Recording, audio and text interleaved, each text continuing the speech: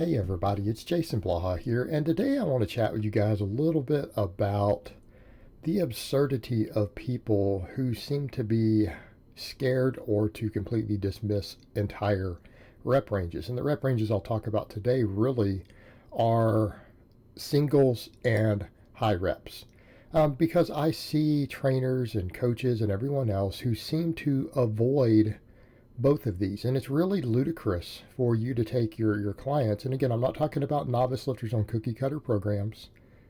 Right, I'm talking about people who are actually being trained by someone, and to completely dismiss both of these rep ranges because you're leaving a lot of gains on the table if you do so.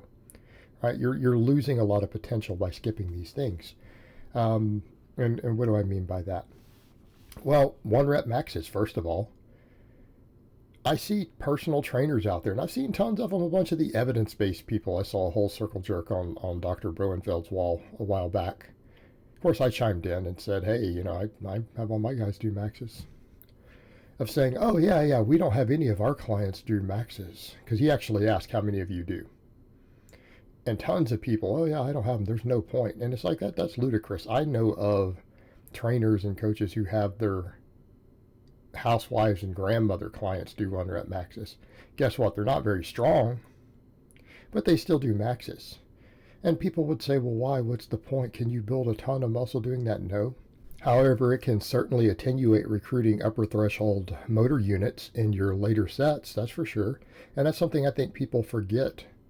Yeah, we could discuss the functional strength aspect of it, but what about for your actual gains? What about for your training itself? Do people not seem to realize that hitting a heavy single is kind of the ultimate warm-up for doing other training? You do realize that you've now fatigued your upper threshold muscle fibers, right? You've fatigued them, the most explosive ones. You've hit them and utilized them. You've exerted all-out force with them.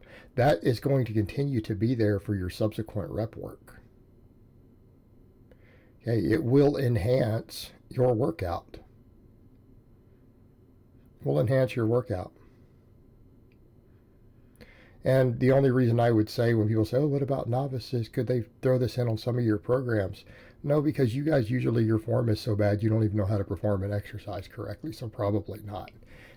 And I'm not saying that to be a dick, but I've seen enough videos out there of people who are trying to do these basic lifts who think that they're following my instruction or someone else's instruction, and they literally clearly haven't paid attention on how to do a squat. And I have a whole videos teaching you guys how to box squat, how to bench press, how to sumo deadlift. I have full instructional videos up I put up this year. So there's really no excuse for people not to know how to do these things. But they can't. So no, they don't need to max out unless they're being instructed by someone. Because they don't know how to perform the exercises. They don't know how to do a basic squat or a basic bench press. So maxing out would be kind of silly. You need to learn the exercise first. And most guys who are self-taught who've been training a year don't know how to perform a basic barbell movement. And that's a simple fact. That's just reality. But that aside, sure, if you know how to perform the lifts, you could probably be fine to hit a single before doing your 5s or 10s. Right? Wouldn't be a bad idea. In fact, you can get more out of that workout with probably a little less volume. You're going to get more out of those subsequent sets. And again, this is something that people seem to forget with this stuff. They seem to forget there's actually a training response that will continue through the rest of the training session as a result of this. And then what about the functional strength aspects? We can talk about functional strength and people will say, oh yeah, I'm teaching my clients to have balance and coordination under resistance. It's like, well, why aren't you having them max out then?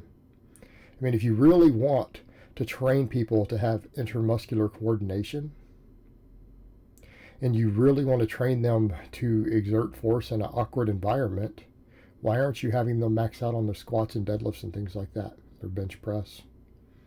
These other lifts, right? This would actually facilitate what people are trying to get all the time with teaching people how to handle awkward loads. Well, a 1 rep max is an awkward load. A 1 rep max with any barbell exercise is an awkward load. It will train you to maximize the use of all your stabilizers and everything else. So realistically, people are like, well, I'm trying to train my people to be able to function in the real world. Well, there you go, exerting a maximum force against a big, heavy, awkward barbell. That will do exactly that.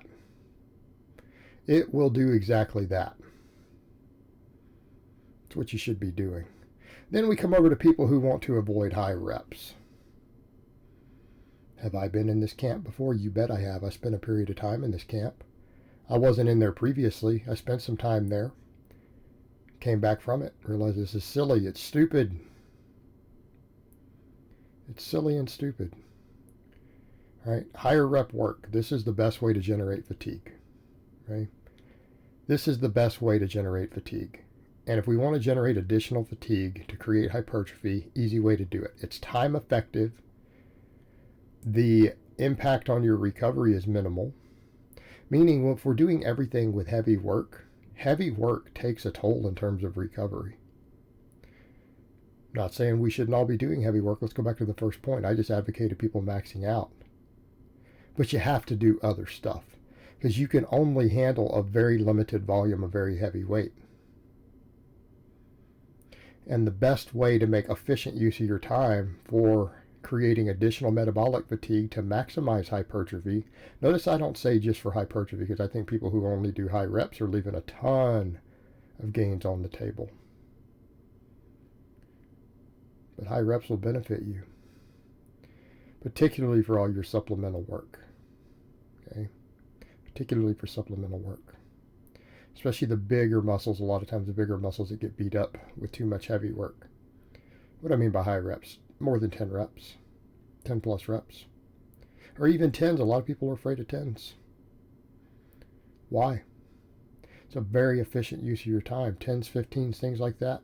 You can do an enormous amount of training volume with a pretty large number of quality reps doing that. The risk of injury is almost minimal, right? And that's one thing I'm against. I always tell people don't be hitting really, really heavy limit sets with multiple reps. Not a good idea. If you're going to lift heavy, do singles. Kind of back to that point I made earlier. It's the safest way to lift heavy is to do singles. Heavy 1 rep max lifts. We don't have the same fatigue concerns with 10 plus reps. We have plenty of exercises that don't work particularly well for low reps. They work phenomenal for 10 to 20. We have a lot of muscles in our body that we have too low a work capacity. It affects our recovery, affects our ability to lift heavy. Why aren't people hitting those with higher reps? I mean, what's the concern? We need to be using multiple rep ranges. If we really want to get the most gains possible, we need to be using these different tools that we have at our disposal. And I'm sorry, but very high reps are a very efficient use of time and recovery resources. They're a very efficient use of time and recovery resources for generating metabolic fatigue, which we need to maximize muscle growth. And there's a difference between are you stimulating some muscle growth versus are we maximizing it? Well, I'm going to say if we're going to maximize everything, we probably need at least 3 different rep ranges. Be a real good idea, right? Now, in my case, that's what maxes, speed work with low reps, and then high volume, high rep training. Right? That covers all my possible bases. I'm not saying you have to do it exactly that way. It would be in your best interest to do so. It's generally what I advocate. When I always get people come over to me and they're like, Jason, what do you recommend when I'm done with a novice? Do conjugate. What do you recommend besides conjugate? Well, you to pull your head out of your stupid ass and do conjugate. And quit arguing about it. I mean, you ask me what I advocate, what I have my clients do. How are they getting good results? Conjugate method. So if that's what I coach and that's what I endorse, why would you ask me what could you use besides it? Learn how to do it. It would behoove you to do so. It's not as complicated as people think it is. Maybe to write perfect templates, but not to get started. And then there you go. You follow it correctly. You've got 3 different training modalities. Done. Problem solved. Alright, guys, but that's really all I have to say on that today.